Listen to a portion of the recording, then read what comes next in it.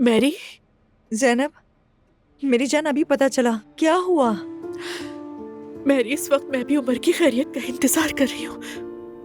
अल्लाह, मुझे तो समझ ही नहीं आ रहा ऐसे कैसे हो सकता है? जमाल इस हद तक कैसे गिर सकता है? मैरी कुछ नहीं पता, दिमाग फट जाएगा। ठीक है ज़ैनब, बताओ मुझे कौन सा अस्पताल है, कहाँ है? मैं आ रही हूँ। नहीं प्लीज रुक जाओ, तुम नहीं आना, एलिफ के साथ रहो। अब्दुल्ला साहब यहाँ है मेरे पास, वो देख रहे हैं सब। ठीक है ज़ैनब, अपना ख्याल रखो। हाँ, अपडेट करना।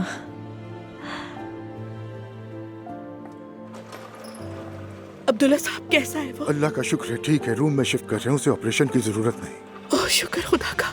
क्या मैं देख सकती हूँ? रूम में शिफ्ट हो जाए तो देख लीजिएगा। पुलिस आकर आपका बयान लेगी, परेशान मत होइएगा, ऐसा होता है। ठीक है।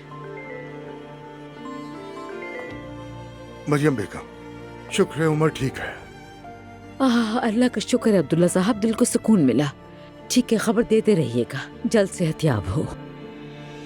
चलें, शुक्र है, अच्छी खबर लगती है। शुक्र है, थोड़ी देर में उसे रूम में शिफ्ट कर देंगे। ओह मेरे अल्लाह, तेरा शुक्रिया। सच में अल्लाह का बहुत शुक्र है। शायद ये वाकया चचा और बाबा की सुलह का सबब भी बन जाए। हो तो सकता है, लेकिन दरमियान में अजलान अम्मी, है। ये जिंदगी और मौत का मामला है, वैसी भी बात नहीं।